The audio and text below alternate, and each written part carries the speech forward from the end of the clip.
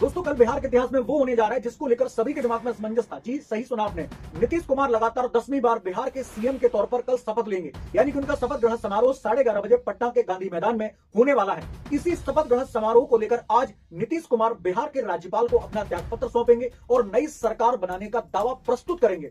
इसी के साथ ही इस बात को लेकर भी चर्चा तेजी से शुरू हो गई है कि बिहार में किस प्रकार के कौन कौन से दलों से कौन कौन से मंत्री बनने वाले हैं, क्या नीतीश कुमार इस बार भी पलटी मारेंगे, किस प्रकार की ये सारी की सारी चीजें होने वाली हैं, स्पीकर का पद किसको मिलेगा। तो जानकारी से ये पता चलता है कि इस बार नीतीश कुमार और बीजेपी दोनों के बीच में स्पीकर के पद को लेकर तनातनी मची हुई है। ये तनातनी इस वजह से भी है क्योंकि बिहार विधान परिषद का जो स्पीकर है ये बीजेपी साइड से है और जेडीयू ये चाहती है कि इस बार विधानसभा का जो पद है, विधानसभा अध्यक्ष का जो पद है वो बीजेपी को नहीं बल्कि जेडीयू को मिले, क्योंकि बीजेपी लगातार कई सालों से बिहार के स्पीकर के पद पर बैठी हुई है। वही बीजेपी का तर्क ये है कि चूंकि हमने सबसे बड़ी पार्टी बनने के बाद भी मुख्यमंत्री का पद जेडीयू को दिया है तो बिहार के विधानसभा के अध्यक्ष का पद तो बीजेपी का बनता है। अब बीजेपी इस प्रकार के पद के लिए जेडीयू के साथ इस प्रकार की तनातनी क्यों रख रही है, इसका कारण भी मैं आपको बता देता हूं। स्पीकर एक बहुत महत्वपूर्ण पद होता है राज्य के भीतर और दल बदल को कंट्रोल करने में इसका बहुत बड़ा इस्तेमाल होता है। अब बीजेपी अगर अपने पास फिर से स्पीकर का पद रखती है तो नीतीश कुमार के पलटी मारने के चांसेस बेहद कम हो जाते हैं।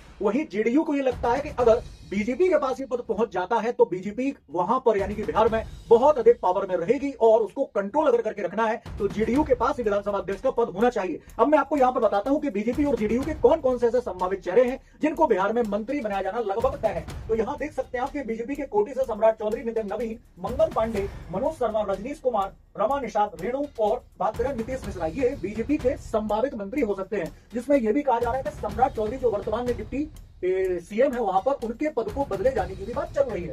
इसी के साथ ही हम बात करें जेडीयू कोटे से ये मंत्री भी हो सकते हैं, यानी कि जेडीयू कोटे से अगर हम देखते हैं तो कुछ मंत्री ये हैं। यहाँ पर इनमें विजय चौधरी, विजेंद्र यादव, श्रवण कुमार, अशोक चौधरी, लेसी सिंह, जमा खान, मदनी साहनी और इसके बाद जयंत राज, महेश्वर हजारी, उमेश कुशवाहा, संतोष नेहरा और शालिनी मिश्रा। यहाँ पर यह बात भी कही जा रही है कि उमेश कुशवाहा जो है इनके परिवार से कुछ और लोगों को भी मंत्री बनाया जा सकता है। तो दोस्तों ये था अब तक का बिहार चुनाव का और आगे बनने वाली सरकार का एक अपडेट। हमारे चैनल के साथ लगातार बने रहिएगा। अगर आपको किसी भी तरीके के और टॉपिक पर आप हमसे वीडियो चाहते हैं तो कमेंट में लिखिएगा और आप बताइएगा कि इस बार बिहार का जो स्पीकर है ये बीजेपी से बनेगा या जेडीयू से बनेगा। कमेंट में लिखिएगा। वीडियो पसंद आया तो लाइक करें, चैनल को सब्सक्राइब करें। All the best. भारत माता की जय।